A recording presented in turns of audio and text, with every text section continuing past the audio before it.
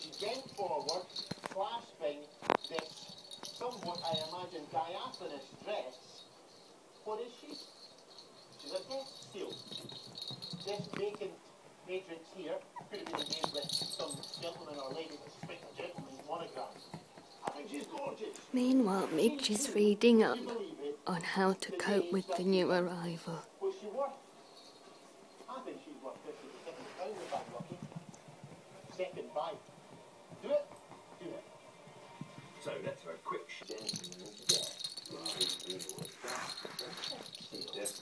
Any initials underneath? No, vacant. Right. So it never got engraved with his monogram or his crest. He just looked at her. And I would say it's been hand cut off. Yeah.